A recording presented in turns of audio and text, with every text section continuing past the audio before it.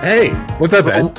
Hey, what's up? Welcome back to Punch Drunk Nerd, the podcast where three friends, three amagos get together and talk about nerd shit. This week, though, we have only two of us nerds.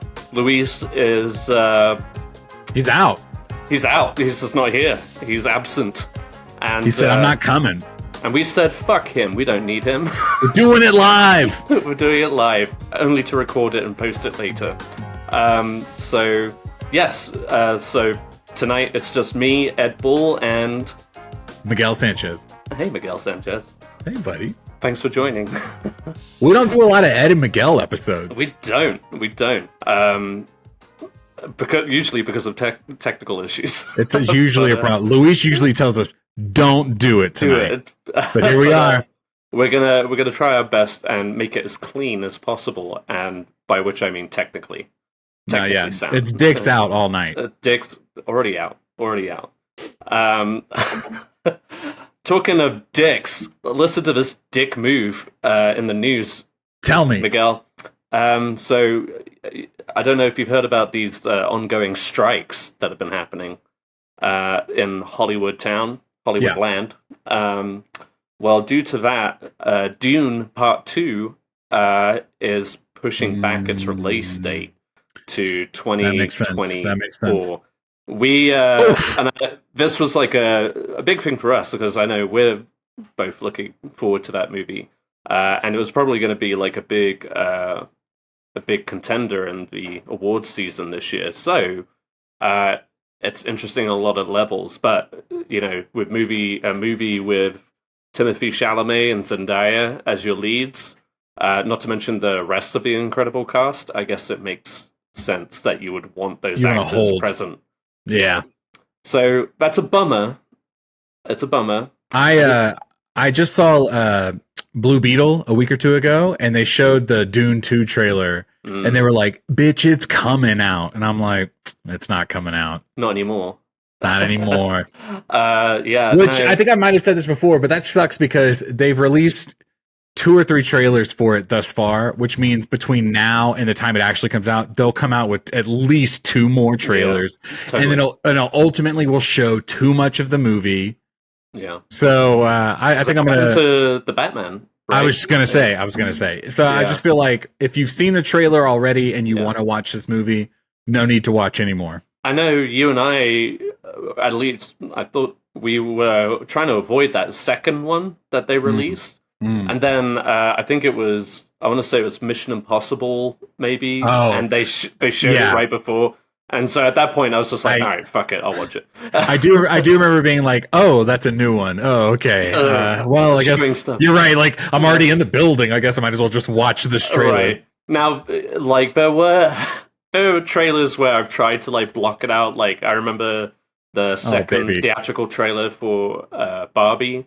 I would like block my good ear and just you actually like looked down. Oh my god! And covered my ear. I was just like I was offended or something. It's like, ugh.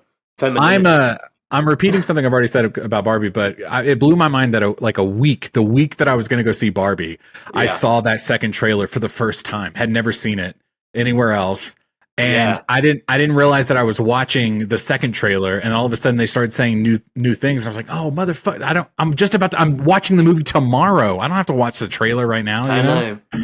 And it spoiled just enough that I was like, "Oh, okay. I didn't quite see that direction." So I'm kind of Luis used to be on this game, but I'm now like, I don't know. The less trailers, the better. You know what I mean? It's a tough game, and especially when you're already in the theater.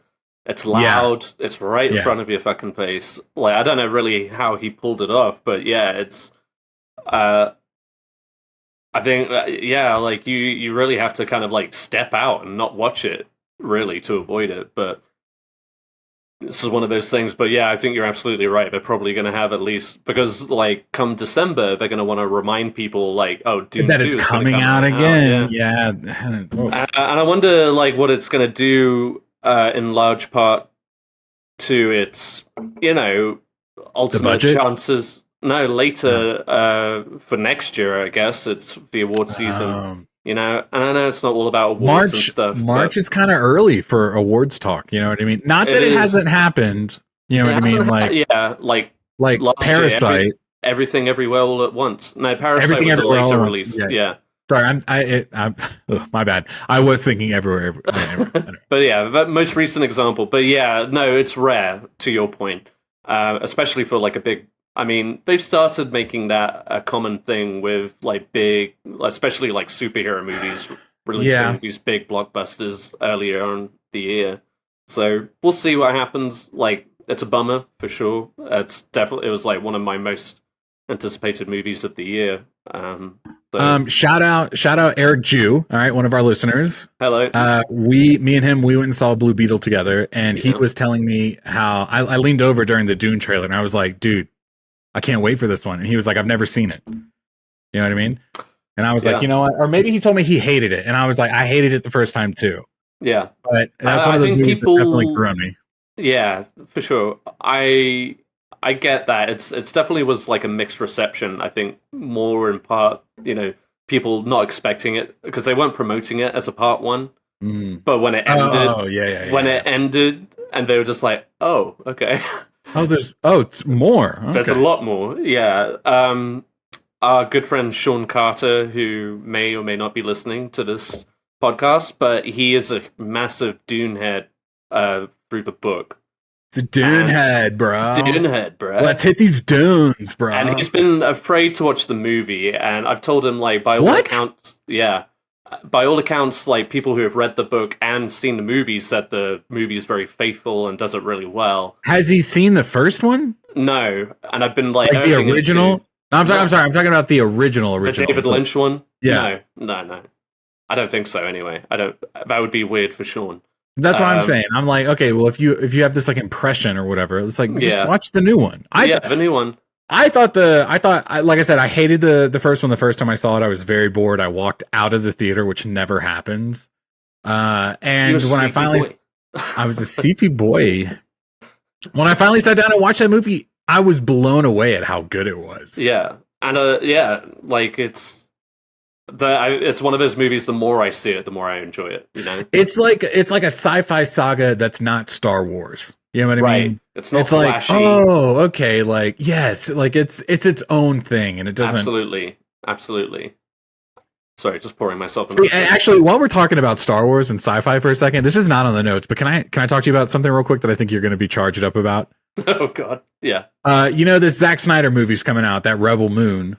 Yeah. Okay. And they just released some quote from some, I don't know, producer. Yeah, I'm paraphrasing all of this because I don't have it in front of me.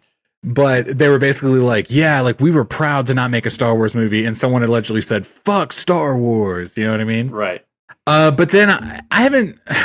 Everything I see of this movie, I go, I mean, it just looks like Star Wars. You know? I think he made it with the intention of making it a Star Wars. To be a Star Wars movie, and all he did was delete a couple things. Right. What do you think about this? You excited about this movie? Yes or no? Yes or no, Ed? Not particularly, no. But you love Star Wars. I do love Star Wars. Why would I like a knockoff? There you go. Cheap knockoff. Yeah, talk that shit. Don't. I mean, Star Wars definitely has had its issues. It is not a perfect franchise by any means. But then again, Zack Snyder is not a perfect director. I like the idea of other sci-fi content. You know what I mean? But when it just looks like a blatant Star Wars ripoff, it's like, okay, I already don't love Star Wars. I'm not the hugest Zack Snyder fan. That's not totally against, but not like a big fan. Right. Like, it does not pull me in. The sci-fi movie of the year, I've said it before, I'm going to say it again. The one that I'm looking forward to now, The Creator. Ooh, partner. That movie looks good. It looks clean. It does look clean. I'm very excited for that one, actually. I think that I hope it's good.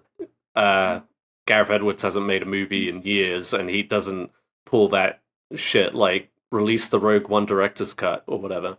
Talk that talk, Ed. Talk that talk. Like, Zack Snyder seems to be just running on director's cuts right now. And that, to take it back to Zack Snyder, didn't he say like, "Oh, there's already a director's cut of Rebel Moon"? And it's like, on Netflix, just release it. Like, baby, it's not out yet. Just do the movie and then let's talk, you know? Exactly. It's so silly. And I think He's riding capitalizing that off of course. I mean, you would do it too, you know. Yeah, probably. Probably. If I'm getting a paycheck for it, you betcha. You betcha. Yeah. So anyway, back to Dune. That's coming out March 15th of 2024 now. That's right. Depending how these strikes go, I guess, really. I tell you what, something coming out a little bit sooner, Ed. Ooh, what? Tell me. Are you excited about this? I'm so excited, Miguel. I've heard from multiple people that we're keeping up with the Ed iPhone saga, okay? Oh, really? We want to see where it's going. Ed. I've still got that 6S, bitch. Oh, I'm going to talk about that in a second. Plug it in real quick, see if it explodes. So, Ed, you know this. You're the biggest fan. Apple in September, basically every year, they always come out with that's their showcase for their upcoming year. And generally where they show the new iPhone. And this year's no different. September 12th, they are releasing the iPhone 15, brother. Yeah. Okay, I've said it before. I think this is the phone. If you were going to upgrade, this is the phone to do it. Okay, because I'm a big believer in let's get that big upgrade, you know? If they just change the wallpaper, it's okay, it's not that big of a deal. But it's right. This is kind of a revamp, as much as Apple likes to do. iPhone 15 coming out September 12th. It's coming out with a USB-C. That's something me and Luis have been talking about. It's going to change the charger game. Okay, all devices are going to be charged by USB-C in the future. Okay, okay, Ed. All right. Yeah. Luis, he chimed in. Luis isn't here tonight, but he was very excited about this Apple news, and he would like to share some thoughts. Luis says, I want the new iPhone to have the USB-C. It's going to, Luis. Don't worry. I mean, actually, I say that. I'll eat crow, I guess, if it doesn't. He also says, I want to see them announce the new AirPod Max Pros with USB-C. Luis is very much on the USB-C train, okay? He wants those chargers. He wants that universal charger setup. AirPod Max Pros, I got to tell you, they look clean. Ed, have you ever thought about getting some AirPods or the Maxes? I got secondhand AirPods. Shout out to Mike Lindauer. He gave me his, and I haven't pursued new ones ever since. They're still working, or did you lose them? No, they're still working. I wear them every day. That's nice. That's nice. Yeah. I've only had to. You know how I like to hold on to things. And I'll tell you what, I've only had to replace AirPods once. The first pair that I got, which were a gift, they died. They messed up. So I got the AirPod Pros, and I've been really enjoying those. Now, he's talking about the AirPod Maxes. That's the ones that go over the ears. Ed, look at me. They go over the ears. Do you know what I'm talking about? Like those?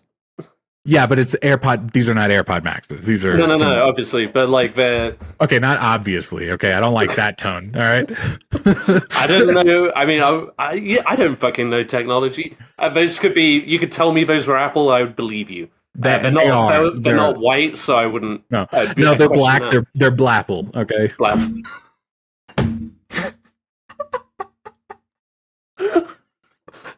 First there was cran apple, and now there's blapple. Blackberry and apple. They combined. It's blapple. I'd buy that product, to be honest. Blapple. Okay, we'll move on. So all this to say is the iPhone 15 is coming out September 12th. September 12th. Okay, I think I don't know if Luis is going to get the new phone. I definitely am looking for an upgrade. I'm coming from an 11, so I feel like that's a substantial enough jump. Oh, Ed, I wanted to tell you, I hopped on Reddit the other day, and they were talking about, the iPhone 15 is coming out, and mini thread in that thread was like, I'm upgrading from an iPhone 12 to the 15. Can't wait, kind of deal. And so then it just started being like a one-up game where everyone was like, I've got an older iPhone. And this person was like, I've got an iPhone XS. The other person was like, I've got an iPhone 8. And this one person goes, you guys, I got an iPhone 7. And it was like, awards. Everyone was like, oh my God, I can't believe you have an iPhone so old. And it took so much in me not to reply and be like, I can one-up you guys. I can one-up you so hard. I know one other person. I could have had so many. I could have had a cake. I don't know how Reddit points work, but yeah, I could have had something. You could have had something for saying iPhone 6. All right, you stay on those threads, okay? Man, yeah. And see, I was like empowered by Chris Evans still having his iPhone 6 last year. I forgot about that. Yeah. But last year he upgraded. I can't believe I remember that. Because his died. But mine is still going strong. So my phone is stronger than Captain America's. I'm so proud of you, baby. I know. You ever think Imagine about how long I could make a 15 last? Oh, I mean, you could ride that bitch into retirement. You know what I mean? You'll be to the ready to iPhone 30. To the moon, literally to the moon, as your corpses floated up there. Because we have no more space on Earth. iMoon. I love this. I don't remember. iPhone 15. Let's go. Let's go to the store together. You know. Wait, hang on 1 second. Wait.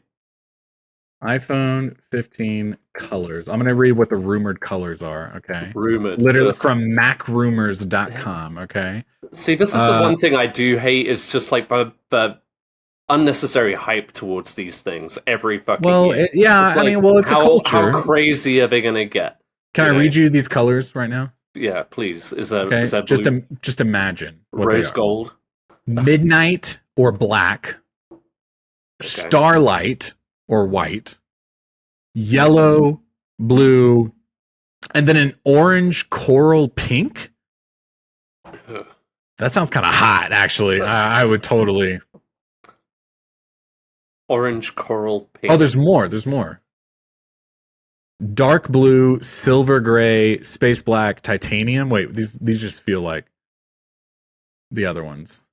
I'm skimming this article. They look great. I'm not going to lie. I would have a coral phone. And I'm actually kind of sick of my red phone. I have red iPhone. Is it like coral pink separate?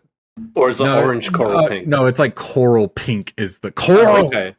You ever watch Walking Dead? But I know what you mean. Thanks, bud. Yeah, no, honestly, these look pretty good. I wish I could share these in the chat. This function's not. We'll put it in our YouTube video, maybe. They look good. They look good. If you had to, I mean, can you Google real quick so we can look at this color?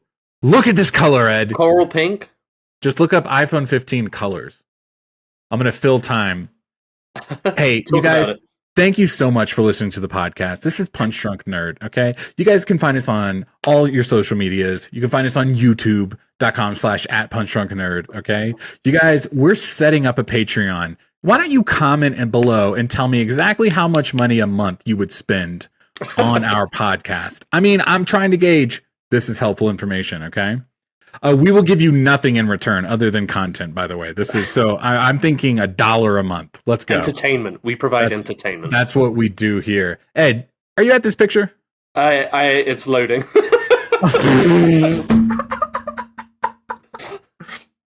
Give it a second, baby. Ed, whatever color you get, you just be glad you got an iPhone 15, baby. Right. Let's not, We won't hold up any longer. Okay, they look good. The coral pink looks nice. I think you would enjoy it. It's a little too orange for me, I'll be honest. I'll tell you what's a little too orange. I like that blue.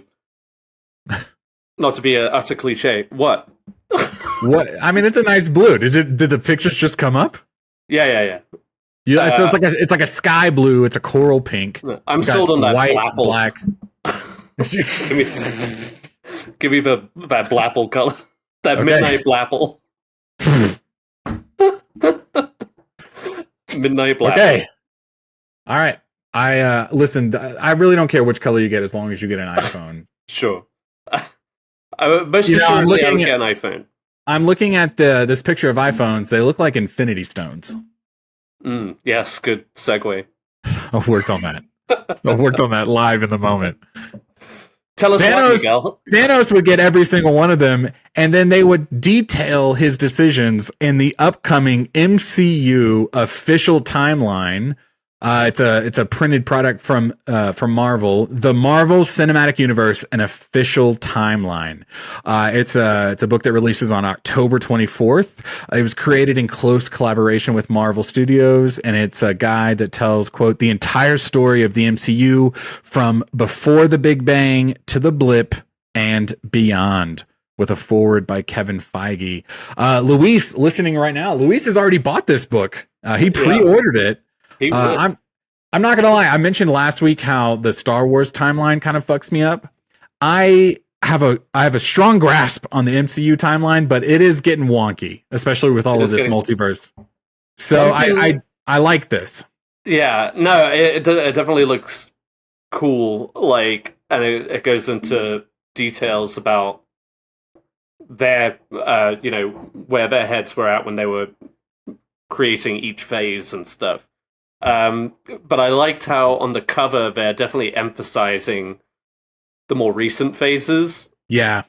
Like there's a Loki, they're trying to sell Loki pictures and stuff like that. Yeah, it's just like, please keep enjoying the Marvel Universe. But otherwise, the book does look pretty cool. Miguel, can you tell us how much this book was? Oh, buddy, it was like 40-something bucks. I wish you had not put me on the spot like that. I do not have that right in front of me. I will look that up real quick while you stall. Well, I believe it was like 40-something bucks. There was another book that I was more interested in getting, which was oh my god! What? It's $45. You were right. Yeah. Well, it's like a coffee table book. But you can get a Kindle for $20, which I think that's overpriced for a Kindle. You want to hold this book. You want that hard copy. You might as well. Yeah, you want that hard. Hard copy. Hard copy. Sorry. Go ahead. No, it looks like a good one. I've been looking about getting the behind the scenes book on Oppenheimer, actually. Because probably less exciting for some people. For some. As a coffee table book. But like I said, I will borrow Luis's copy whenever he's done reading it. This does look pretty good. I will just reiterate that as someone who struggles with timelines, I do love like an official timeline for me to explore. Yeah. And they keep posting ones about Star Wars, but I don't believe them. They're just like improvising. I won't get into it right now because I don't have it pulled up in front of me, but I did find on Reddit the other day that Star Wars timeline, and I will say that that was the most comprehensive list for me. Like that at least put it into perspective. Yeah. It is a little tricky because I have to sit there and look at all of the movies and whatever. It's a little groupy. Like they're just like, and it's roughly around here, but not a specific. Now I don't mind that because I feel like sometimes things are happening at the same time and there's a little bit of like ebb and flow to the timeline a little bit. Grouping them together helps. It is still a little confusing. Ed, if you could, there was like five eras in the Star Wars timeline. Can you name all of them just from the jump? The Old Republic. Okay, sure. Go ahead. Old Republic. I won't know any of these, so go ahead. The Clone Wars, the Empire, the Rebellion. I'm really just like listing off factions now, but the New Republic after the Rebellion. Okay. And then the new First Order, or the sequels.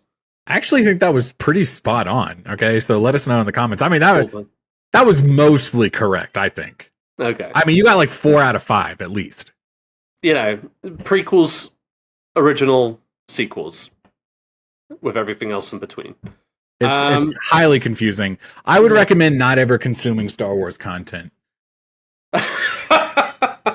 Just in general. Just don't do it. Don't invest. Do it. When you spend thousands of dollars to go to Disney World, just skip that whole third of the park. Lightsabers? Fuck them. Who needs them? So that'll bring us neatly over to trailers. And speaking of Star Wars, Miguel, Adam Driver is back this time. Love it. As Enzo Ferrari. Ferrari. So if you thought his Italian accent was atrocious in House of Gucci, yes, you're back for more, baby. Let's go. I cracked up because I was watching that trailer and it dawned on me as he speaks his line in the last like second of the trailer. I was like, he spoke no words at all before that. Like It was all silent. It was all car. Just like looks, you know? Yeah, car noises and looks. I gotta say, listen, I'm gonna be real honest. I'm not gonna show up for an Adam Driver movie. I just never do it. But I watch Adam Driver movies as much as I can. You know what I'm saying? If I'm at home and an Adam Driver movie is on whatever streaming service, I'll watch it. Okay. But I don't find myself like rushing to the theater to see Adam Driver. But he's really good. I just don't ever like, you know? I didn't see House of Gucci in theaters. I couldn't see Marriage Story in theaters. He's excellent in that. I guess, Star Wars was really... Oh, I saw The Last Duel in theaters. 65 million, or whatever that movie was. 65? 65? Right. Yeah, 65. You saw that in theaters. Tell us about that. I did not see that movie. What are you on about? Wow. Psych. You ever heard of Yes and? Oh, no, didn't. Won't. Shan't. Will not. But this one... So this comes from Michael Mann, who directed movies like Heat, The Last of the Mohicans, Collateral. He hasn't had like a good movie in over a decade. It's been a minute. Nearly 20 years, actually, since Collateral. When Michael Mann came on the screen, I said, Michael Moore? You know what I mean? I was like, oh no, Michael Mann. Oh, okay, I haven't heard his name in forever. Right. Love Collateral. Collateral was great. Then he had like Public Enemies and Miami Vice, which weren't very good. And after that, he's had some like real sleepers. So this is kind of like a big one for him. Apparently, he's been working on it for a while. Obviously, they're trying to push for award season. But it's basically a biopic of the automotive mogul Enzo Ferrari, whose family redefined the idea of the high-powered Italian sports car and practically spawned the concept of Formula One racing. So lots of racing, lots of Italian accents. I'll say this. It's also got Penelope Cruz and Shailene Woodley. Of all the trailers that I watched tonight, this was lower on the list. You know what I mean? For sure. Me too. But like I said, it's kind of like they're gunning for an awards push. I gotta say, I don't think I've ever gone to the theater to see like a racing film. You know what I mean? Did you see 4D Ferrari? Yeah, but not in theaters. Like I watched that at home, and I liked that movie. But something about those movies just feel like I should just watch. Well, I don't want to say that. I could just watch them at home. You know, sure, I get in the comfort of my own home. Fucking. I'm blanking on the name now. The video game race car movie. Gran Turismo. Gran Turismo. I'm so sick of seeing that trailer. But you want to know something? Yeah. I'd watch that movie at home. Okay. And especially if PlayStation was like, hey, we got a little promo going. It'd be like, X, let me watch. You know I totally wouldn't see it ever. Even at home, Ed? That movie does not interest me whatsoever. This is a discussion for another time, but I just think that... I'm a snob. No. I just think that sometimes it's okay to watch a bad movie. You know what I mean? Sure. Your time is valuable, Ed, but it's not that valuable. You know what I'm saying? Like, sure. And in a respectful sense, like you can spend a little bit of your time watching a bad movie. I'd just rather watch another bad movie, like a different bad movie. Okay, fair enough. I mean, I don't know. Like, I'd sooner watch Blue Beetle. I don't know. You wouldn't. Don't even say it. I saw The Flash. I didn't want to see that, but I did it. I spent money on it. You know. All right, we'll talk more about this later. Luis isn't here, so we can't. Someone's got to keep us on track. You haven't even seen it, so don't be, don't be protecting a movie you haven't seen yet. What movie haven't I seen? Gran Turismo. Oh, I haven't seen that one yet. No, I don't give a shit about that one. But I just more so just like I would see a bad movie. Sure. I saw Meg 2 a few weeks ago. I would see the Meg 2. I would see the Meg 2 a lot faster than I would watch Gran Turismo. Man. And I tell you, I haven't even seen the first one. I didn't either. I saw Amazing Spider-Man 2 and never saw the first one. I think it's okay to watch sequels without watching the first one. Sure, I think we've been conditioned. We've been conditioned to that, okay? You're such a rebel. I'm a rebel moon, baby. Let's go. Talking of rebels, so this is one movie I've been looking forward to. Miguel, did you see the movie Promising Young Woman? Did not. Oh, that was the. I appreciate that you maybe thought I did, so you were gonna. I thought we had talked about it, or I definitely hyped it up to you, and maybe you just never did. But and that wouldn't be the first time, would it? But Promising Young Woman, the Oscar-nominated and Oscar-winning movie with who from 2020 from Emerald Fennell, the director, who was in that movie? Carey Mulligan, and who's that musical comedian who plays the piano? I just feel like Bo Burnham. Every episode we release is the best episode we release. Okay, and this is the best one. This is Bo Burnham. One. Bo Burnham. Okay. Can I say it again? Bo Burnham. Bo Burnham. Anyway, this is his new movie. New movie. Emerald Fennell is a woman. Enzo Ferrari. She was in the Barbie movie. She was the pregnant Barbie. Oh, okay. Anyway, so yes, this is a new one with Barry Keoghan, our boy. Oh, Miguel, love how much do you like Barry Keoghan? Aye. In an Irish accent. I would never. Anyway, so this is a new teaser trailer that dropped today, Wednesday. But you'll be listening to this on Friday. Anyway, it's about struggling to find his place at Oxford University student Oliver Quickfinds. No, wait. I guess his name is Oliver Quick. Finds himself. That's just like a typo. Finds himself drawn into the world of the charming and aristocratic Felix Catton, who invites him to Saltburn, his eccentric family's sprawling estate, for a summer never to be forgotten. This also has Rosamund Pike, and I think Carey Mulligan does show up in it. It looks interesting. The teaser trailer doesn't reveal too much, but visually it looks fucking stunning. And I really loved Promising Young Woman. That was kind of like a gut punch of a movie. So I would implore you to check that out. And this one comes out. Miguel, talk while I look it up. It comes out in the future. In the future. Yes, Miguel, well done. The future. Okay, you know what? I was over here trying, okay? No, but you did the exact opposite of what I asked you. I was looking something else up, okay? I'll talk about... Trying would have been, talking. It sounded like you were halfway there. So I was like, okay, I'll let him carry it. I'm nowhere close. You didn't talk about the cast member, though, of this November movie. 24th. November 24th, we can see Jacob Elordi in this movie. Okay, Ed? That is Felix Calton. Is that who that is? I bet. He's from Euphoria. Money. Is that what you're about to tell me? He's from Euphoria, Ed, dude. I'll be honest, you would hate that show. Okay? Oh, yeah, I know.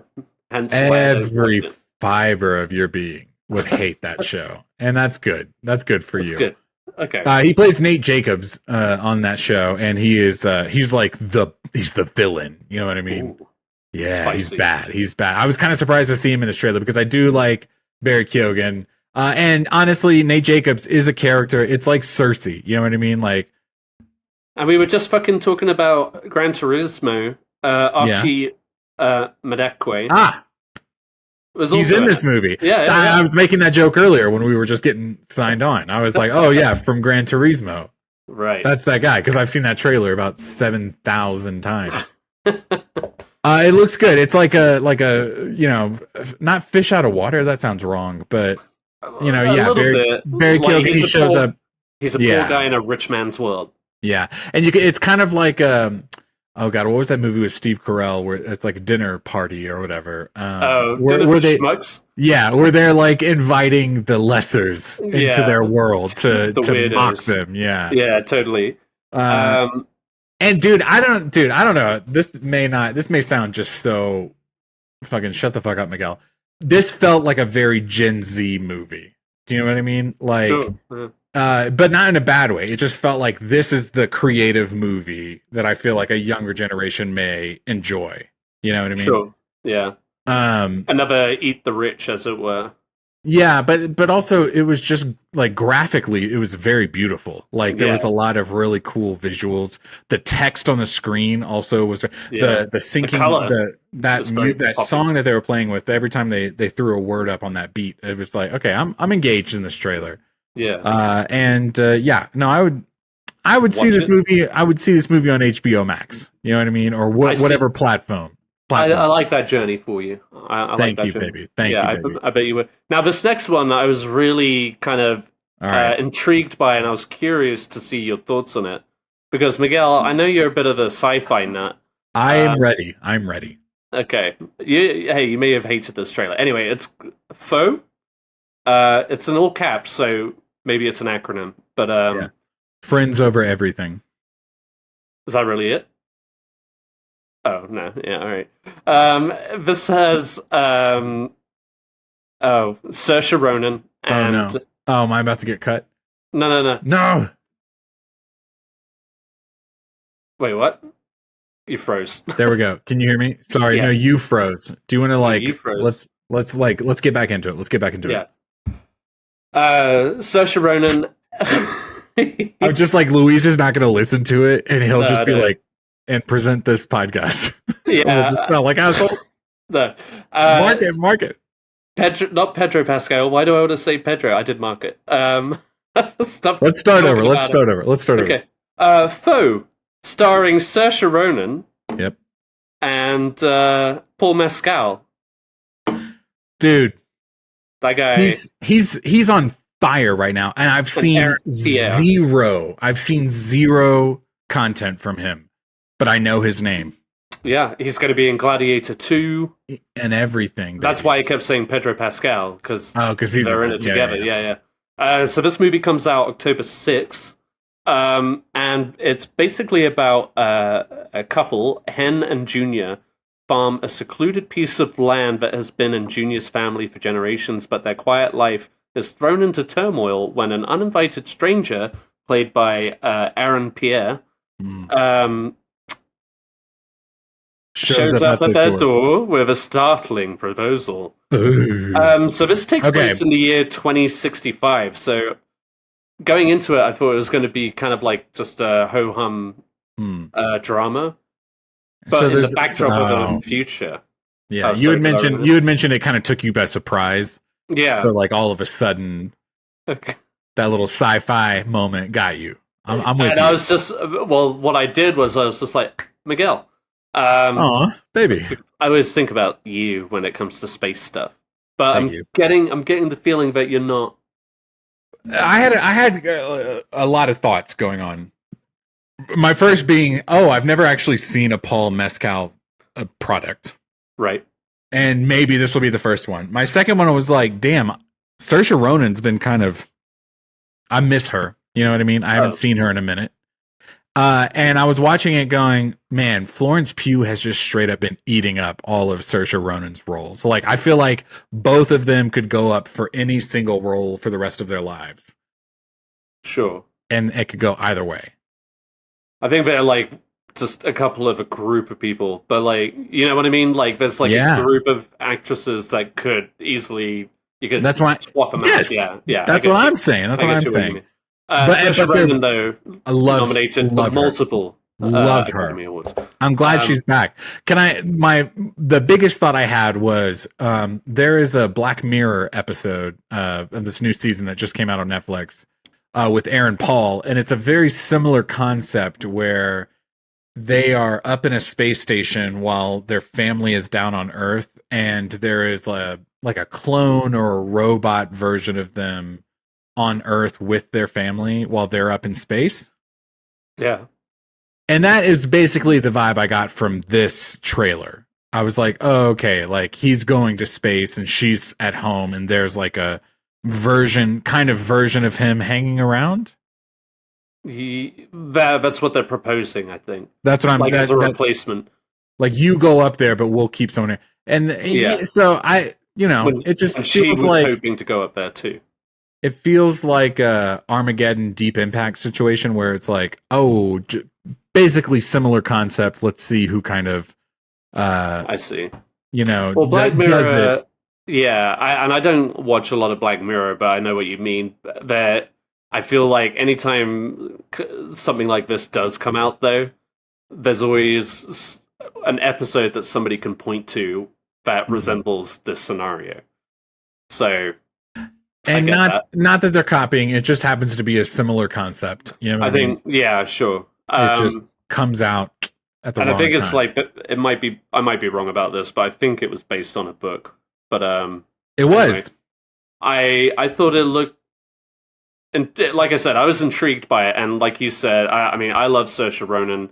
I have yet personally to watch a Paul Mescal film. I really want to see After Sun. I just haven't gone around to it because I know it's like emotionally draining. That's the one everyone talks about too. Yeah, well, he got the Oscar nod for that one, and that's what really like put a spotlight on him. And lastly, Miguel, we have the latest trailer and a very cool poster for David Fincher's The Killer. Thank you. Yeah, so the poster dropped earlier this week, and then the very next day they dropped the trailer in true fashion. But that poster, we'll post it up on our YouTube video. Find us at Punch Drunk Nerd. Here. Right there. Yeah. That's for you, Luis. There you go, baby. So yeah, that was. I have never given two shits about a poster, Ed. Okay, I mean, that's a lie. That's a lie. The way we were just like the poster dropped. I've never felt that in my life. But I texted you guys. Right away. I mean, call me on my bullshit, Ed. Whatever. I will. I grew up with you, man. This poster caught my eye. Like I could not stop staring at it. Yeah, it's got like a very like kind of 70s 80s like horror movie, not horror movie, but like maybe I just associate that with like the 70s. It's very pulpy, like pulpy. Yes, there you go. But what literally caught my attention on it was he shoots the gun, right? That's the picture. He's holding a gun. There's a bullet hole in the background, and in the word killer, the eye is laying down like it's been shot. And I don't know why. It's such a simple thing. But I was just captivated. Very effective. Yes. And I was like, I don't know what this is. I literally could not have watched this trailer, and I would have been like, I want to see this movie because I'm curious. Yeah. And I feel like that doesn't happen on a poster for me very often. Did you watch the teaser? I did. And then my opinion changed slightly. Oh, no. And I kind of wish I hadn't. Oh, no. Do tell. Why? Michael Fassbender, he's the lead in this movie. He's some sort of an assassin. I'll read the synopsis real quick. Yeah. After a fateful near miss, an assassin battles his employers and himself on an international manhunt he insists isn't personal. Man, Ed, let me ask you this. You're British. I am. Yep. Wow. I just caught on. Thanks for noticing. You know when someone like an American is putting on an accent and you hear it and you go, "Oh, okay, that's not it." You know what I mean? Exactly what you're going to say. Man, it's not even just Michael Fassbender. I think it's tough. I think it's tough to organically sound like you are from somewhere else. You know what I mean? Sure. Believably. You know what I mean? We just watched that trailer earlier where it was, oh God, who was it? Fucking Paul Mescal? No, the British trailer where Gone Girl. What's her name? Rosamund Pike. Yes, where she puts on an accent, and it's like, okay, it's pretty believable to my ears. You know what I mean? But there's something about Michael Fassbender. I think it's because I also I've been replaying Assassin's Creed recently, so I watched the Assassin's Creed movie trailer recently, and it's like, oof, that's a bad trailer, and oof, that accent's not great. So now, like, anytime Michael Fassbender's like, I'm doing an American accent. Sure. It's like, most convincing. I know exactly what you mean. I'm I'm a little harsher towards like Americans trying to do British accents. And, Sure. like, I'll be honest. But no, I know exactly what you mean. Like the English accent. I mean, he's technically Irish, but he's like Irish German or whatever. There's something about John Boyega's American accent in Star Wars. It's very deliberate. It's like, it's like, I'm going to pronounce every syllable. Yeah, no, and it's like, sure. Okay, I get that. and it's like, it is very much like airy, like they're releasing the whole breath of in their lungs. Yeah, absolutely. On every sentence. He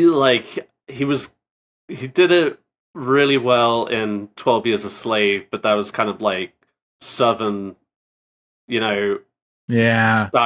It might be easier. It's kind of like he was Steve Jobs in that movie, Steve Jobs. And well, I think his accent as Magneto wasn't bad either. Like that was in and out. That was in and out. But he was an American in that, right? He was British. Oh, I think you're right, actually. Because he was like Ian McKellen's younger self or whatever. I tell you what, in Inglourious Bastards, the accent game there is, and the way they play with the accent too is really good in that movie. I think that's what I mean. Watched that today. Is when an actor who does an accent and you're like, oh, I know you can do it. You know what I mean? Yeah. It feels kind of like, oh, okay, hokey. I guess like Michael Fassbender, I think, is like an incredible actor. So like when the movie starts, I usually kind of just get pulled into it, forget about the accent. Like you just kind of get used to it. You know what I mean? But to bring it back to the Killer trailer, I mean, it looks very David Fincherian. Fincherian.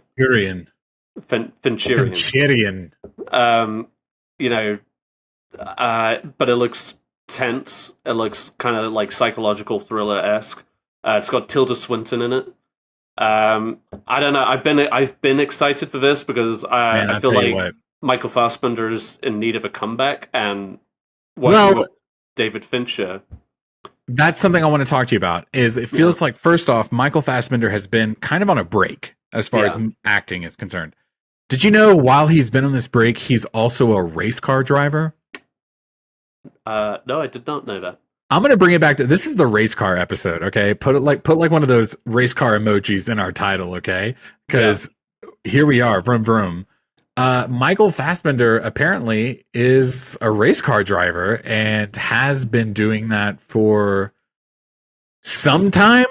I'm briefly looking this over. He's talking about, this was an article from late 22 where he talked about doing the Le Mans. Is that like 24-hour? Sorry, yeah, that's But could you imagine if I tried to say Le Mans? Well, you don't have to say it like that. Just say Le Mans. Exactly. It doesn't feel real. Le Mans. Okay. But apparently he's a race car driver a la Frankie Muniz. So it's kind of crazy. Actors becoming race car drivers. Because what else are you going to do? What else are you going to do? You know what I mean? Also married to Alicia Vikander, fun fact. Michael Fassbender? Yeah. No fucking way. Tomb Raider and Assassin's Creed together. And while we talk, feel free to, on the side, Google Michael Fassbender race car driving and just look at these pictures. Oh, he looks so happy in this one. But he looks very serious in this one. So he lost. I don't know. He was happy at the beginning. Kind of wild, Michael Fassbender. You guys, that was our trailers. All right? Yes. Now on to our future discussions. Plural. We'll see what we talk about. Yeah, Miguel, I'm curious about this one because I don't know what the fuck it means. So why don't you kick us off? I mean, I think I have an idea, but I'm curious to know the context. Okay. Yeah. So, first off, Luis isn't here. I was like, Daddy's out of the house. Let's talk about some random ass shit, okay? Yeah. So, I was inspired because we're rewatching Lost right now. Yeah. And I'm pretty sure we're doing it on Hulu. Okay. And I don't know what tier. I have 2 emails with Hulu, and one is the ad tier and one is the ad free one. And I alternate back and forth depending on what I'm doing. Because let's be honest, Hulu is not a year-round product for me. Okay, like there's TV season and then there's not TV season. So I like to hop in and out. When I'm out, I'm watching the Hulu with the ads. And I have two questions. First is, how do we feel about a streaming service with ads or without ads? What do you prefer? What do you pay for? Ed. Generally speaking, I pay for without. Because can you list, just between you and me, baby, what streaming service are you watching anything on? Like, what are your go-tos? Max, Hulu, until recently Netflix.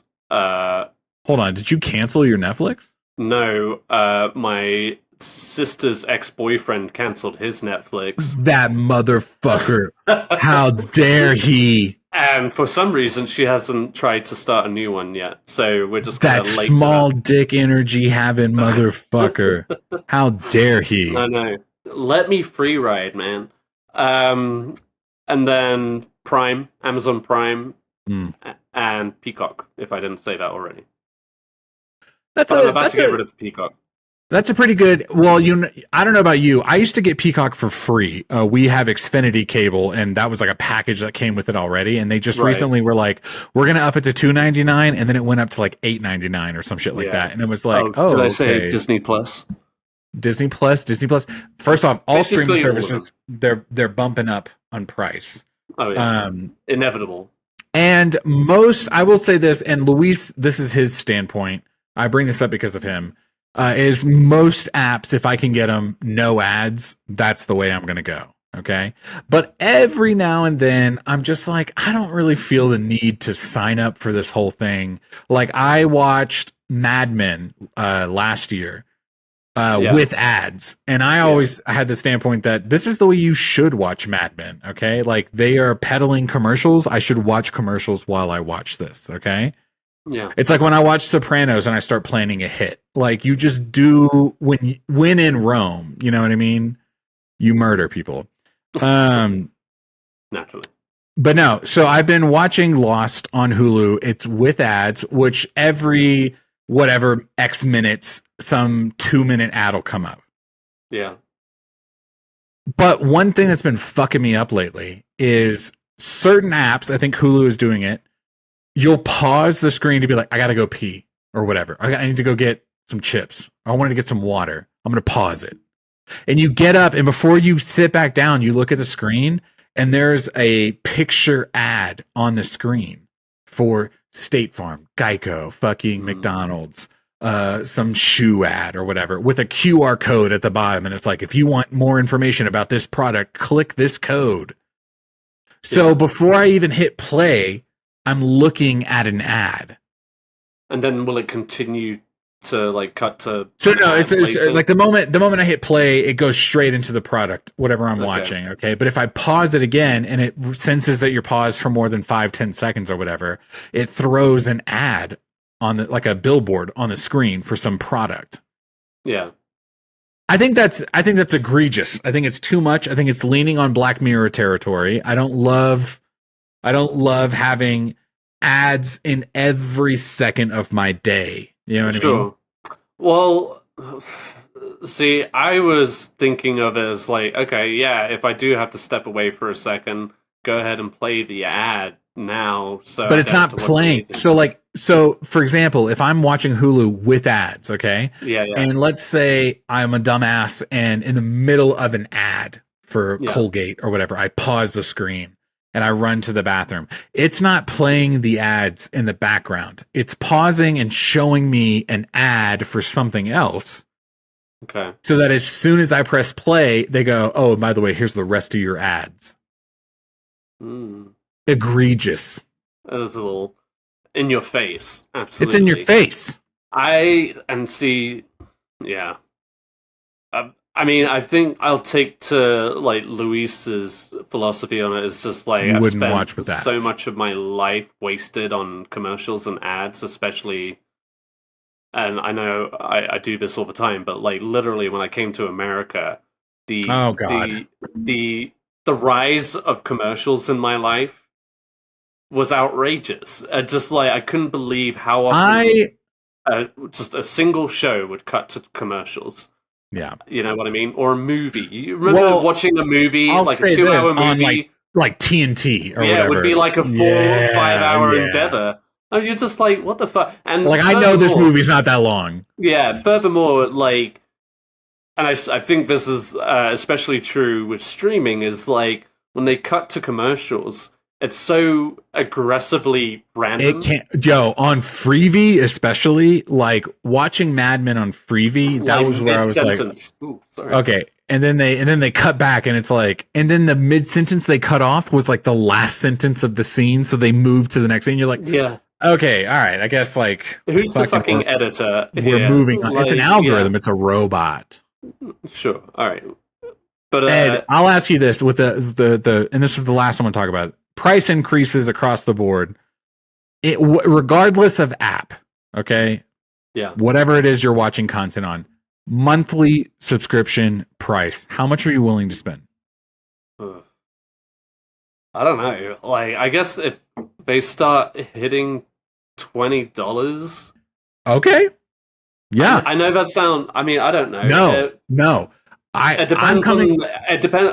Like you said, it depends on the certain streaming site, but like if it's something you do all the time, you're gonna all pay the time. For it. Yeah. Like, again, without ads. Like, okay, like this is what I'm paying for. Is just exactly that content, and so to that degree. But like I mentioned earlier, like I'm thinking about canceling my Peacock, and I don't think. Because I know you use Peacock, right? We've become a Peacock family all of a sudden. Right. I wasn't expecting that. So my issue with that is, at least with, and this is probably just like our shitty TV or whatever, but like we've just been having trouble operating Peacock lately. Fuck it. Like it will just won't open.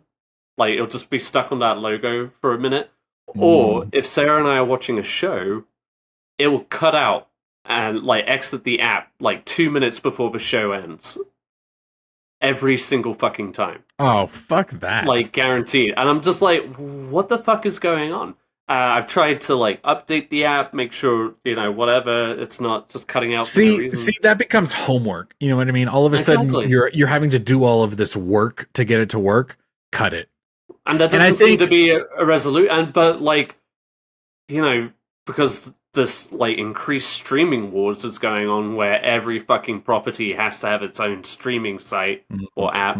You're just like, well, I want to be able to access shows like Parks and Rec whenever I want, or oh man, there's content 99. Like that, like Brooklyn Nine-Nine, New Girl, all the shows that I used to just kind of like go to sleep to on Netflix. Now that I have to go to a specific app to see them, it sucks. I'm out. Yeah. I'll say this. I come from an era where like the $14 to $15 price point for a no ads tier, I'm comfortable paying.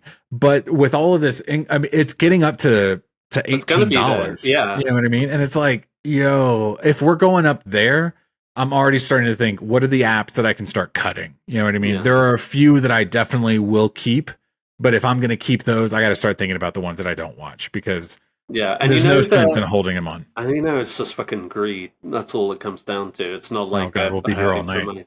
I know, but like it's sorry. Hang on when Max came out, they were boasting like cheap prices, HBO Max. Same with Disney Plus. Like, it seems so affordable, but those bumped up their prices in a shorter time span than Netflix did. Only because Netflix was like the one to get kind of thing. It was the only one for the longest time. So yeah, I mean, it's bullshit. And now they try and do these bundles where you have to endure the most mindless commercials on repeat over and over again.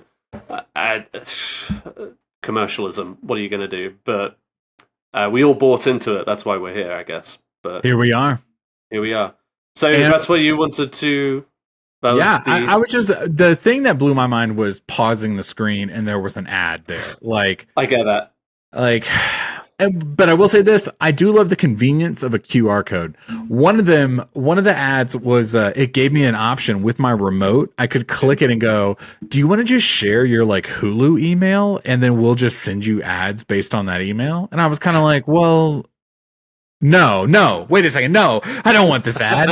But there was the convenience of being just like, "Well, I do want to hear more about fucking." Like whatever. Yeah. I don't know. It's getting to a point where it is a fine line. The thing that I'm trying to come down to is what content am I happy just like I'll enjoy with ads, because I mean we grew up in a commercial age where I mean the idea that we could skip ads was unheard of. Exactly. You know what I mean? So I'm conditioned to them. Like if there's a content that I want to watch, but I have to watch ads, I'm like, okay, it's fine. But there's definitely some. And I'm always on board. Like it seems rare now, but like there used to be at least this option where you could just watch all of the ads before you started your show. So I wish they would just do that. First off, when that is an option, I'll take it every time. Yeah. The other thing that I love about modern day ads is that they'll put a timer at the top corner of them. So depending on what you app see how you're watching, long you got, you could step away. And it'll say like, okay, you've got 1:45. I love that. It's like what you were saying earlier. If I okay, baby, 1:45. Let's go. I'm so sorry, Sarah. Okay, so I think like knowing that I have X amount of seconds to do whatever I need to do. It's better. I mean, think about those times you'd have to like rush back. It's on. You know what I mean? You have to rush back and you miss something. Yeah, totally. But I don't know. I try to stream without ads as much as possible. I'm okay with paying for it, and to some degree. I think right now we're in an era where it's getting a little pricey, and you have to kind of decide what works best for you and your family. And that's where we're at. Yeah, no, totally. I've had to cancel a few. I've switched some around just to mix up the content. Yeah. I'll probably go on that trend, But, like I said, when an app isn't working, I'm probably just going to get rid of it eventually, Like, Apple TV is fine. Like, it has kind of... Blapple. It has, like, certain exclusive things, but overall, its content is garbage. I would not pay for Apple TV. No. The only reason we got it was like you, Sarah, got it through like some, plan. I don't know if they're going to do it on September 12th of this year, but Apple used to do a thing where if you bought the newest Apple product, you could get Apple TV for 6 months, a year, whatever, for free. Right. So I'm just saying, just another perk on getting that iPhone 15, baby. Yeah. And then back into just paying more bills. But anyway. Wow, that got real. That got real too fast. That got real too fast on a joke. All right. Sorry. Well, let's talk about something fun, shall we? Miguel, you thought of this, or this came to your mind, I think. It did. We were thinking about movies, or should I say food on film. Okay. Specifically... scenes that involve food, have food, talk about food, whatever, that just makes your mouth water. Oh, baby. And we just thought it'd be fun to explore. I have a very long list, not a very long list, but I assumed this would spark some inspiration with you. You very graciously sent a Reddit link, which I will be referencing a lot here in a moment. Yeah, I actually didn't like... I looked at that link a little bit, but I didn't get to go through all of it. But so, I mean, Miguel, off the top of your head, what are some things you think of? Again, the idea that came to me was just like, do you know when you're watching something on TV, film, video games, whatever, and you go, God, that food looks so good. You know what I mean? I spent a lot of my early 20s in ingesting media while smoking marijuana. Okay, so... and food. and look at me now, baby. All right. I inhaled that shit. There's definitely some scenes that you just look at and you go, I cannot pay attention to anything else that's happening because all I'm thinking about is how delicious that food looks. Totally. The first thing that came to mind, and I think Ed, I mean, this was Show us the tattoo, Ed. Show us the tattoo. Hook. We were talking about Hook, the Robin Williams movie where they do the imaginary food scene. Yep. And on all of the food, I'm sorry, I'm going to look it up real quick. Hook food. I looked this up earlier. Oh my god. Yeah, that's the very first thing that came to mind for me and because you can find it. Yeah. Right. See it right here. Yeah. Oh. I love this scene. Okay. I mean, first off, it just feels very 90s. I said earlier, it looks like Play-Doh. Like it's very colorful. But it also just looks like food that like a kid imagining a feast. You know what I mean? And I think when I first asked, it's almost like that was the point, Miguel. Like imagination. Spielberg's onto something. Okay. When I asked this question about food that you wanted to eat, it all came flooding back like from my childhood. It was like I do remember that as a kid being like, "Ooh, I want that." Delicious, yeah. In oh my god, is it Home Alone or Richie Rich where he eats the cheese pizza in a limousine? I remember being like, Home Alone. I want that. He opens that box and it steams out. Yeah. Nothing looked better. No, that was like one thing about like American movies living in England. Like, baby. Home Alone, Teenage Mutant Ninja Turtles, they had these delicious looking pizzas. Yo, pizza never looked so good. Good than in the 90s, right? I'm telling you. Richie Rich had his own McDonald's. And that was pretty cool as a kid. You're just like I was thinking about Jurassic Park, you know what I mean, where the Jello, but not just the Jello, but they go and they eat all the food. A couple scenes prior, they're eating the ice cream out of the freezer as it's melting. You know what I mean? Jurassic Park had a lot of good, because in Jurassic Park you're scared to death half the time. You're like, but every now and then they stop and they go, "Oh God, I could eat." You know what I mean? And nothing that's like substantial, just some like Jello. No, just cream. Like, just fucking tempt sugar, baby. Yeah. No, what I loved about like Hook, it has that awesome transition where like they're imagining eating food, and then like Peter believes in it, and suddenly the food is real, and then there's that panning shot over the table, and there's like this steaming hot turkey and this like mutton chop over here, and all kinds of this delicious food, and the Play-Doh food, of course, which you're like, what is that really? Like dyed mashed potatoes? You know? Yo, I'm not gonna lie. I'm such a fat ass dude. You're like, if I was on set and someone was like, "Hey, we're pretending we're eating ice cream," I'd be like, "Ooh, I fucking love ice cream." And then they go, "Yeah, but so it doesn't melt. It's actually a cone full of mashed potatoes." I'd be like, "Say less, okay?" Like, say no more. Okay, give it to me. How many of these can I eat in a take right now? Like actors have a spit bucket to spit that food out. Baby, who needs just imagine a soft serve machine where the soft serve was mashed potatoes. Come on, why isn't that a thing? Oh my god, I'm so fucking hungry.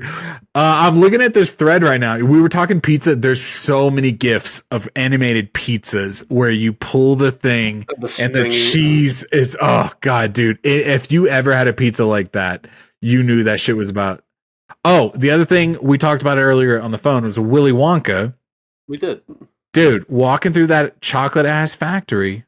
Okay, there was a lot of nice looking candy. Okay, yeah. When he eats the petal, the flower, and it's like a whatever cup. You know what I mean? I wanted that shit all the time. I wanted that. All right, I'm gonna hit you with some. Oh god. Some like adult ones, I guess. All right, let's go. Well, no, one when I was a kid, that I think about is The Adventures of Robin Hood, which is like this 1930s film with Errol Flynn, and fuck yourself. This swashbuckling adventure film, and Robin Hood is like just eating on like a mutton of beef. But it's like roasting on a fire and stuff. But it was like so cool to just like grab it by the. So like when we would have like Sunday roasts and we had like a leg of lamb, my mum would just like let me have the bone, and I would just eat off.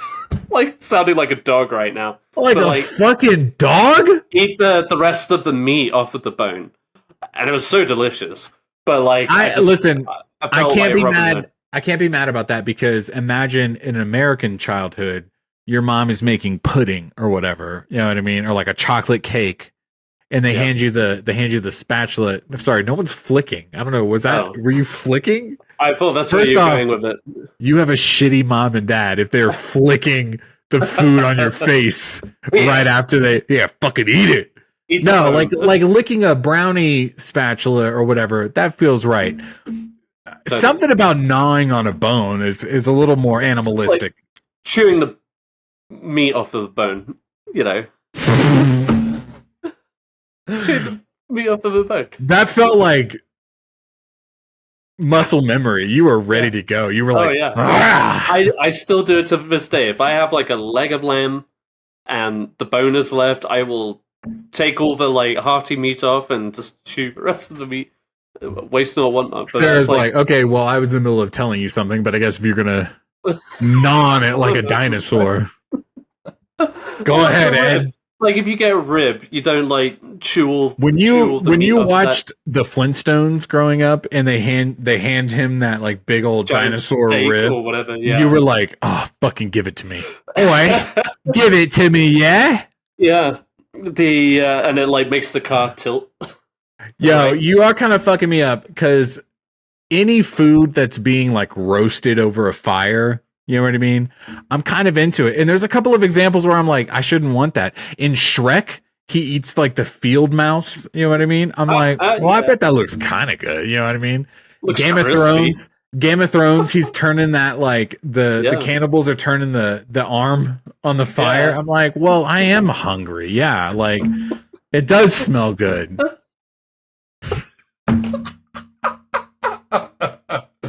Yeah, char mine up just a little bit. Cook those worms out of it. Let me get that shit good. Oh, that's hilarious. Hey, add some barbecue sauce on that shit. Let me get some of that White Walker Ranch. You know what I mean? Let me get. Lily asked me the other day, my daughter, for those listening, she asked me, like, why or do people eat other people? Because she was asking about, like, animals eating other animals, you know, of the same species and stuff. I was like, yes, they do, or they have done. It's not a good thing, and not a lot of people do it. But yeah, and there's a name for it too. So I just want to say that I don't subscribe to that parenting technique. I would just lie in that moment. Okay. Oh. If my son asked me, do people eat people? I'd be like, no, moving on. I guess you want to kill that curiosity. Right I appreciate your like worldview, though. You know what I mean? Well, you know what? It does happen, okay? And you got to be careful out there. All right? Don't get eaten. Yeah, I don't know. In the boat, I just like people just like animals. Yeah, like other animals do attack other animals. But like, yeah, I don't know. I want to know, Ed. Yes. I want to know what food you would attack. Okay, when you are going to a movie or you are sitting down watching a movie at home, what's like your movie meal? Like, what do you like to eat while you watch a movie? I feel like an easy go-to is pizza. Burger. Ooh, pizza. That's a good one too. Pizza's an easy one. You could go back for slices. It's the ultimate finger food. You know, you really just have to go by the slice. Like, we did that last Friday. We got some pizza delivered, and yeah, I don't know, there's something comforting about that. You know, if, like, you know, the odd occasion, say, like, you're in, like, an Alamo Draft House where... There's options. There's options, and there's, like, decent options, too. It's not just, like, something they microwaved or whatever. They might still, yeah. That's nice that you believe that, though. You got a good heart. You know what I mean? They have a kitchen. It's called a draft Yeah, house. yeah. There's a sous chef back there. Fucking. We need chicken fingers in seat number 3. At least like a fryer, you know. Yeah. I've tried different things throughout my life. You remember the iPic in Houston? Yeah. And that, for people who don't know, iPic is kind of like a fancier version of the Alamo Draft House, which means it's like just overpriced. You do get like exclusive seating, but again, it's very expensive and very limited seating, in fact. And it's also like, what's exclusive seating? Because most theaters you go to, you can get a reserved seat. Seating, exactly. Well, they come in like 2-seated pods, so you're not distracted by anybody else in the room. Sure. Whatever. But I've been there. I went there, and one time I got a lobster roll because it sounded good. At the fucking movie theater, Ed? Yeah, a lobster roll. And maybe. And I was like, it's all right. It's not great. Oh, you fuck. And Sarah was like, yeah, why would you order a lobster roll? Like, yeah, why would you order that? I was just like, well, it's a sandwich. We could split. She didn't want any of it. No, of course not. So, yeah. Them gold-ass lobsters. I don't think it was even... I think it was like imitation lobster, to be honest. Baby. But, yeah, very disappointing. You know, I made a mistake. I've done, like, fish and chips at an Alamo Draft House. I think that's okay. No, I mean, it was finger food again. Like, it was easy. And it's fried, so you feel like it's cooked, you know? Yeah. My only issue with that is, like, I'm, like, dabbing in the dark trying to find a ketchup. You know what I mean? Well, I tell you what, man, I would rather... give you enough. There's more than enough ketchup every time I get it. I think if you're dabbing in the dark, that feels... You have a popcorn bucket next to you at the movie theaters, and you're kind of reaching for it. You know what I mean? It feels like a movie theater vibe. You know what I mean? There are some foods... Yeah, but there are some people foods offer like salads and shit salads. like that. I'm not even trying to act like a fat ass right now. I'm not trying to be that person, okay? But I'm just saying, no, it's just not practical. It's just, where am I right now? Read the room. You know what I mean? You're like trying to like fork it into your mouth. Yeah. No, sometimes they throw pizzas on there, and it's like a pizza is a finger food. I can make that work. Pizza. But sometimes it's a little. Oh man, there's see anything that's like, because then you're just going to be sticky. It's too much. It's too much sticky, and you're making a little too much noise. You know what I mean? Yeah. Like, it's quiet, but it's also like, I don't want to hear you chew right next to me. That was my thing. The first time I ever went to an Alamo Draft House, and I was like, oh, I can eat. It felt kind of like, oh, I don't. Well, the movie should be loud enough. You know what I mean? It should be, baby. Should be, but it's not. You know what I mean? Yeah. But it's like same as popcorn is crunchy, chips are crunchy. See, that's what I mean. I think there's like a movie theater food, a snack, popcorn, chips, candy, and if there's a little crisp to the candy, that's fine. You know what I mean? Pizza. I don't see. That's where I feel like it gets a little like hey, can I get that bourbon barbecue sandwich, please? You know what I mean? It's like, okay, I don't need to hear you slop. Yeah, the pork up. There are places like the Alamo Draft Houses, like, you know what you're going there for. You know what I mean? It has made it easier at the Alamo Draft House. I do enjoy eating there because it feels like everyone is doing that. I was saying last week I went to the AMC Dine-In, and it was not the same experience for me. You know what I mean? And so, I don't know. I think if I'm going to enjoy food while I'm watching a movie, it's more likely going to be at home. That's easier. Oh, know? For sure, yeah. Also, like, eating at the theater makes me sleepy. Maybe. I find that all too often. I'm just like, ugh. Like, you go see, like, Sarah and I went and saw Babylon, which was that 3-hour and 15-minute film. Oh, baby. And we saw that at Alamo Draft House, and by the end of it, we were both ordering coffee. You know what I mean?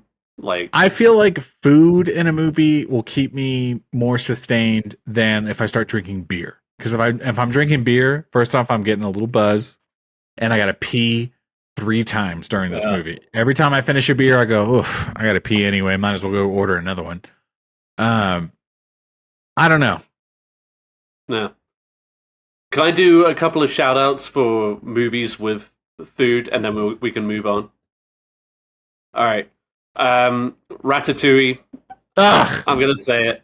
Fuck Ever you, since Ed. that movie came out, and this started a wave in food culture, people were trying to replicate that Ratatouille. Babette's Feast, which is a French film or Danish film, came out in the 80s, I believe. The food in that looks scrumptious. It's all about, obviously, a feast that happens in this kind of isolated, pious town. Pious, the right word? Just this very religious town, and they've never eaten anything decadent. And then they hire this woman who makes this really decadent meal for them, and you can just feel that energy in the room as they eat each thing. It just looks incredible. Chocolat. That's a good one. Good shout, right? Yeah. You're like, ooh, give me that chocolate. Big Night with Stanley Tucci. They have a dish in there called timpano, which is based. I'm going to read the description on Google to give people, but you should look it up, but also look up that movie because it's wonderful. Timpano, also referred to as timpalo, is an Italian baked dish consisting of pasta, rice, or potatoes, with one or more other ingredients included. Variations include mushroom, shrimp. Oh my god. It's massive. It's encased in this dough? No, it's like pasta. Like it's lasagna shell. The almost. thing And is pasta? Yeah. Oh my god. And they bake it in a giant bowl, and then they flip it and hope that it comes off. It's a big moment in the movie. But then they slice into it, and it's beautiful. It just looks so good. Yeah. Anyway, do you ever watch Friends? No. There's an episode where Joey eats oh my god. Joey lady fingers. It's Rachel's trifle. Uh-huh. And it's one of the whole bit is she was making a beef dish or whatever, and then the cookbook pages get stuck together, and she flips it, and it's like a dessert all of a sudden. And so the whole gag is that it's like a big loaf of meat and desserts all in one, and everyone's like, "It's stupid." No, okay, it's an accident, and. Okay, chill out. It was a bit, all right? And the whole bit is everyone is like, it smells like feet. I'm not going to eat that. But then Joey always eats, and then he's like, oh, this is good. He's like, beef good, jelly good. How you doing? I said, how you doing, Ed? That's right. Yeah, I know Friends. I just don't watch it. I would eat that. Last two shout outs. Sorry, go ahead. You remember that movie Waitress? Yeah. Kerry Russell? Yeah. It's a great movie, super underrated. People should check it out. But the pies that she makes in that, oh baby, look delicious. And then lastly, only because you mentioned it earlier and I watched it today, Inglourious Bastards, that strudel. Oh baby, you know what I'm talking about. Say it. I knew you were going to say it. Oh man, there's a scene where Christoph Waltz's character orders strudel. And then he's like, nah, wait for the cream. And they come back, and there's a close-up shot of him putting the cream on the strudel, and then a close-up shot of him cutting into it. Ooh. I fucking hate ASMR eating-ass videos, you know what I mean? Okay. But there was something about that one, man. The way he spoons it out, and he gets it all the way in his mouth. Yeah. You feel it. And I guess that's the vibe of ASMR is if you closed your eyes, you could understand what you're supposed to enjoy about it, you know? But my God, what a great... And we talked about Tarantino earlier. Pulp Fiction had a couple of food scenes, too, with that burger, the burger. Oh, my God. Oh, and the milkshake, yes. Yes. I also thought about There will be blood. I drink your milkshake. You know what I mean? Even though, yeah, he's like chewing on this cold ass steak. Oh man, speaking about like kids movies that I watched where I felt something in a food scene, I was so fat. In Free Willy, the whale movie. Yeah. Fucking the main kid, he's like a latchkey. No, latchkey's not even the right word. He's straight up like homeless or whatever, like a delinquent, right? And all of the delinquents get together and they steal a birthday cake from some restaurant, and then later they're at the skate park or whatever, and then they're just scooping the cake out with their hands. And I remember later the police show up and one of the kids scoops the cake and then steps on it as he runs. Yeah. I remember being like, oh, this is the life. Okay.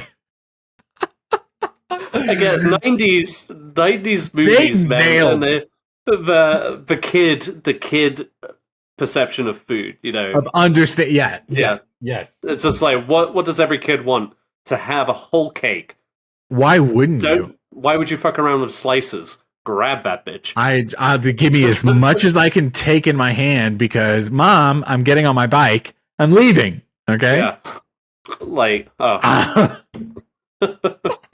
great, good shout. That was a good shout. No, I completely forgot. I haven't seen that movie in forever, but I appreciate that you related to it. Though, absolutely, absolutely. That was a good one. Okay, Ed, baby, that's our feature discussion. That's our feature discussy.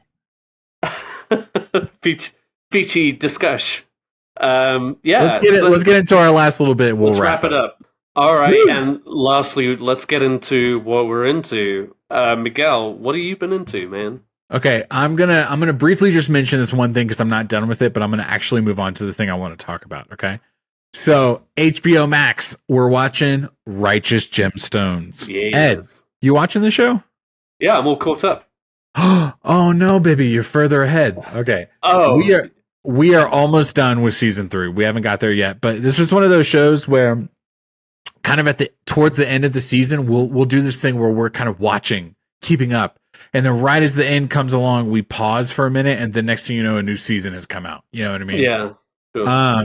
But we are thoroughly enjoying the show. It's a problem, actually, for me, because I end up talking like, no, daddy, I'm just straight up, like, I just love Righteous Gemstones, baby. All right? He is a pussy daddy. All right? I'll tell you. We have been saying that in my house for weeks now since Judy said that shit. He is a pussy daddy. I love that shit. I love Judy. Like, definitely one of my favorite characters. She is just so I don't know, just like untethered. Just like she has no this filter season whatsoever. This season for her is phenomenal. The fact that they introduced this like affair that she's had while she was on tour, I was cracking up because they were like, "Oh, fucking big rock star, she was on tour in like 5 cities or whatever, and she's already had an affair." You know what I mean? Like, because she was like, "I just thought that's what you do." Like, I'm cracking up at this show. She is the gem of the gemstones. But I also think that this is like a Danny McBride HBO comedy, which has kind of been his thing. Yeah. And it is just another banger. Like every single one in this ensemble, every single season has been so fun to watch. Totally. Baby Billy, Bible Busters. Come on, bro. Oh, bro. He's like, come on, y'all. We got to get Billy's Bible bumpers.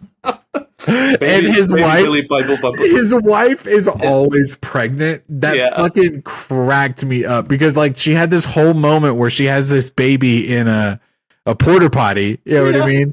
And then the very next time you see her in the next season, she's but not just pregnant, like pregnant, you know what I mean? It was like, oh my god, dude. They're great. It's such a fun cast and such a fun dynamic between all of them, honestly. Like, it's outrageous, it's so ridiculous, but it's so fun. They go to places that you don't expect them. Like there's a motorcycle murder gang. They do the like Tupac hologram. You know what I mean? The first season there was a murder that they had to kind of hide. Yeah. And that's not even like the climax of the entire show. Like they do go to very outrageous. It's very unhinged, but they pull it off nicely. It's kind of crazy. So Steve Zahn was in it this season. Oh baby! But you haven't finished. I haven't finished. I'll tell you later. But we're keeping up. We have 2 more episodes. So okay, yeah, I guess I wrapped it up pretty much when the season finished. I don't know if I talked about it though, but yeah, I love the Righteous Gemstones. It's a lot of fun. Are they going to do another season, or is this over? Yeah, they've been renewed for another season. So yes, dude, this has become kind of like you know when you like you and Sarah, me and Kristen, like you and your partner have a show that you were both like, I can't wait to watch this with you. I don't watch it with Sarah. Oh baby. She is hard to get on board with sometimes. So I'm really just watching for content, but like I hate that for you. Okay, I hate it too. But what ends up happening is like we're currently dragging through the final season of Ted Lasso. I want to watch it already, but she only wants to do like an episode a night. Okay, I will say this: if I know something is ending, I drag that shit out too. Okay, because I don't want it to end. You know what I mean? But I think it's just like a general thing for her. I don't know, and maybe Righteous Gemstones would be easier to watch because Ted Lasso does deal with a lot of feelings. I haven't done it in a minute, but I'm definitely down to go back and rewatch Righteous Gemstones because I feel like every season was fun. We may have watched a couple of episodes together, and I know she enjoyed what's that one, Eastbound and Down.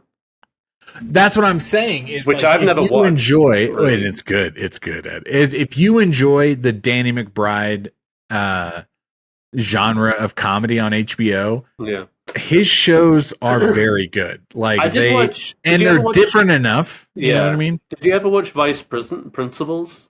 No, that's the one I want to watch because I've enjoyed both of Eastbound and Down and Righteous Gemstones. Yeah, I watched the first season of that one. I thought it was fine, but it wasn't anything to like write home about. But then when Righteous Gemstones came out, I watched that and I felt like it was vastly better. Okay, that's good to know. That's good. Like he found his like thing with Baby Billy. Oh man, dude, Baby Billy is my fucking what's that actor's name? Why am I blanking on Walton Goggins. Yeah, he was like his adversary in Vice Principals. Mm-hmm. They were like vying for that position. But he's a character actor. He shows up in a lot of things. And he's, for me, is one of those guys that when I see him, I'm like, all right, let me see what you're going to do because I'm engaged. You know, you might but Vice Principals got cancelled like after 2 seasons, I think, and I think because it wasn't connecting. But this, Righteous Gemstones is hilarious. But again, just think about that. Imagine your second property with HBO getting canceled, and then HBO going, "No, let's give you a third show." Yeah, you know what I mean. Like there is a reason he keeps coming back there, and if you are not watching any of these shows, I would say give it a go. Yeah. Okay. No, Righteous Gemstones. Hilarious. Ed, sorry, I do have one more thing I want to talk about before I get to that. You were into Pornhub? Well, there's a bit of a grammatical error here. It is all one word. It's not like a hub of porn. It is Pornhub. That's right. No. There's so many categories. No. Somebody, talk about great streaming service. Actually, I don't pay to be ad free on Pornhub. That's the one thing I don't pay for. I'll see the ads on that one. Yeah, the ads are good there too. How do I get my dick bigger?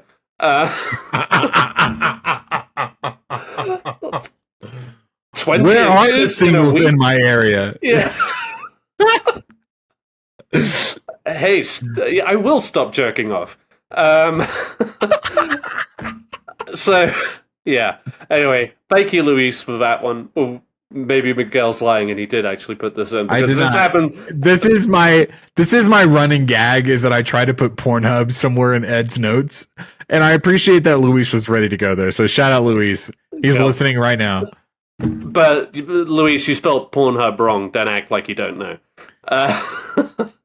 Anyway, so Miguel, Called out. What else are you into? Oh, okay. So this is the big thing that I'm into. Okay, and we can wrap up on this. Yeah. Ed, baby. Sure. I'm rewatching the ABC hit television series. Uh-huh. I'm rewatching Lost right now. Woo-wee, partner. I tell you what, dude. I tell you what's lost, your mind. You're fucking stupid, Ed. This is a great television show. First off, we're rewatching season 1. Kristen and I watched this, I want to say like 10 plus years ago. I had there was like a period of time where I was watching Lost, and I remember getting her to watch it. And she did it. She did as much as she could. And we did like maybe 3 or 4 seasons of that show before we fell off. And because of that, it's been forever. But she has come back around to it. So I'm like, I kind of want to watch Lost again. And she was like, I've been feeling like you want to watch Lost again. And I was like, you get me so much. And so we're doing season 1 right now. And to my surprise, she's like, I barely remember the show. This has been kind of fun. I'm like, yes, let's go fucking 3 seasons at least. How many is the total? Dude, it's like 6, 5.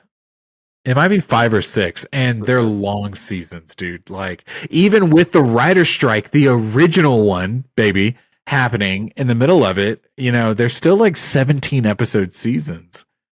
So I really do think that seasons 1 through 3 are like the seasons to watch. You could go a little bit further because there's a little bit of excitement that happens. Yeah. But I am kind of curious to kind of get through the whole show. I love season 1. This is one of those shows that as I'm rewatching it, I'm like, I've definitely watched season 1 3 or 4 times because I remember all of the big moments. Excuse me, Ed, don't fall asleep. Okay. I'm talking about Lost right now. I think this is a show you should be watching.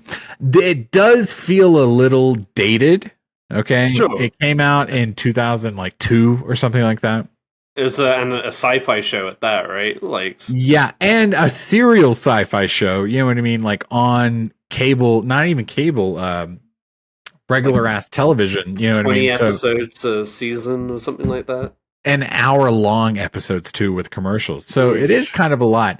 And we were talking a while back when we were doing the Nolan rankings and how like earlier Nolan movies you can kind of see those quirks, those Nolan quirks. You know what I mean? Yeah. It's the same thing with Lost. In the very first few episodes, you can see the mystery box of J.J. Abrams. You know what I mean? Yeah. You know what I'm talking about? Yeah, totally. But in knowing where it ends up, you kind of go, wow, like that really was the shtick was let me introduce an idea and then maybe I'll follow up on it. You know what I mean? But in the first season for sure of Lost, there's so many great moments. And I'm very excited to go through it. I was trying to convince you to watch it, and then I remembered you actually watched a lot of Lost. So it must have been nearly 10 years ago now. I was going through like the big TV shows, like I did Sopranos, Breaking Bad, and stuff like that. And so I want to say it was like Steph Murphy who took me into giving Lost a try. Yeah, and maybe you at the time too. I think you encouraged. I had talked about it, but I feel like it was with them that you actually watched it. So I did. I just like really struggled with it, like because, like you said, it felt a little dated even by then. Wow. And I just couldn't get on board with any of the characters. Oh man, I know. It was. It's just like a lot of hot people who never seem to get, it didn't feel like they were on an island. They were just constantly pretty and nothing, And then I think I want to say I got into season 3 when they got into the bunker. That was 2. 2. Okay, but like leading into 3 then. And I was just like, God, I really just don't fucking care about any of this. Like, from everything that I heard post like the finale, it's just like they just didn't know where it was going, and so it just kind of and that's kind of the thing, and it just petered out a little bit. I will say the first time when I remember us getting off of Lost previously was in like season 4 or 5. They start doing like a time travel thing where it's not like they're playing with the flashbacks, flash forwards, which is a big thing on Lost, but they are literally time traveling. The island is like traveling through a wormhole like or whatever, a portal. Or... Yeah, and I remember that's where it was like, I feel like we're losing the plot here just a little bit. You know what I mean? But I think that what's crazy is watching these first 4 or 5 episodes, these characters are kind of annoying. You know what I mean? But they grow on you, or you're just like beat over the head with them enough that as you keep watching, you're like, God, I fucking love these characters. Great way to start any shows, just get beaten to death by the characters. I'm trying to I'm struggling to think of a character that I did really care about. They just like the main ones just really bother me. Even the main characters that you should like, when you go back and watch it, it's like, oof, this is not great acting. But is it the acting or is it the direction? You know what I mean? Sure. Or the like writing, it was, or the writing, and it was of the time. But I just feel like for the characters that they're playing, like I read something recently that was like, if you're gonna watch Lost, like try to watch until the walkabout episode, which I was kind of telling you about the other day. Yeah. And that's where John Locke, they reveal he was paralyzed before he crashed on the island. I remember that, yeah. And reading about it in the thread that I was reading, I was like, oh, that really is a good moment. But when you watch that episode, they basically tell you from the very first shot, oh, he used to be paralyzed. And if you have like any brain whatsoever, you're like, oh, connect the dots, yeah. Yeah, so even the reveal is like, oh, okay, I saw that coming. Yeah, I feel like it's just one of those shows that, and it's like as it was coming out, as it was airing, that was the time to watch it.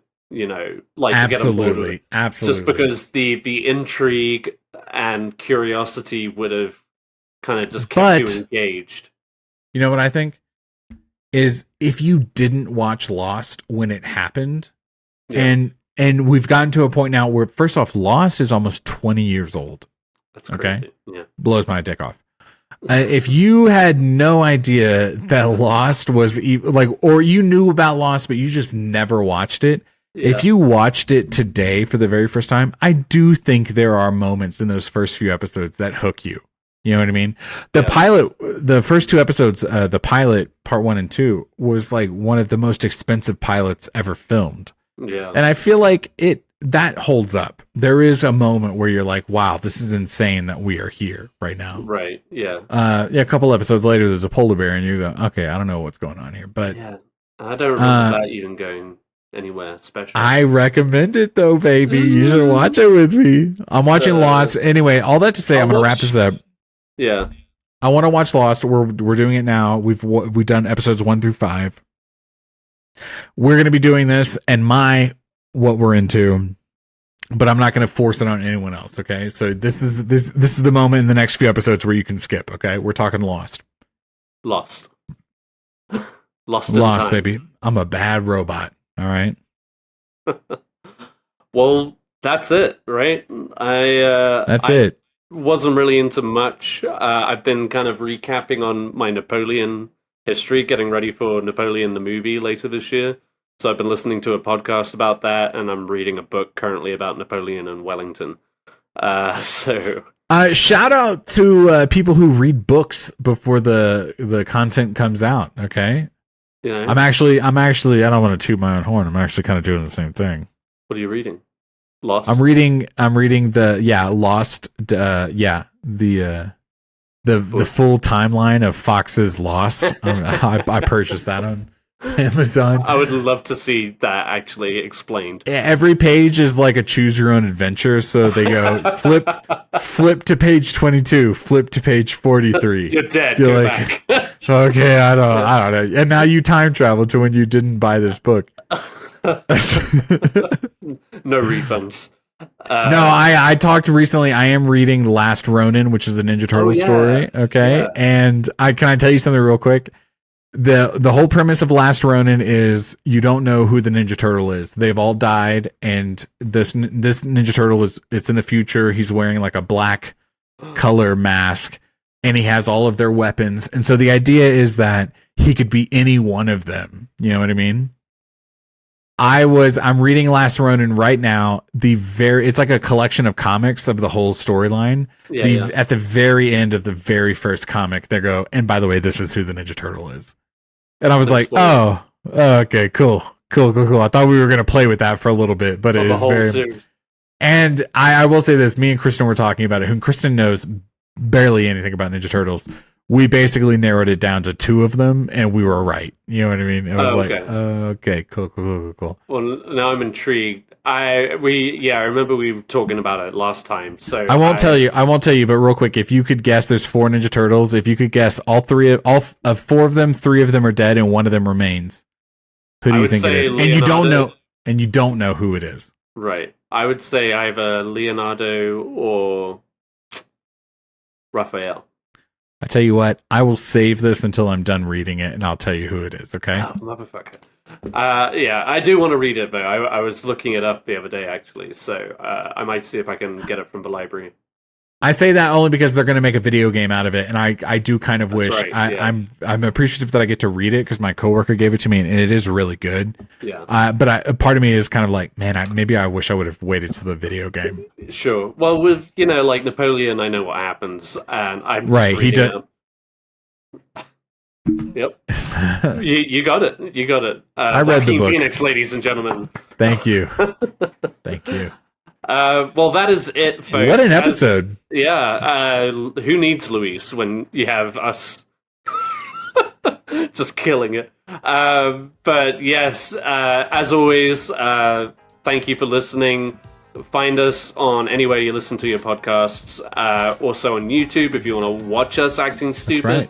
That's right. And for pictures right here. And here. But hopefully we'll be joined by Luis next week. Our future discussion is, I don't know.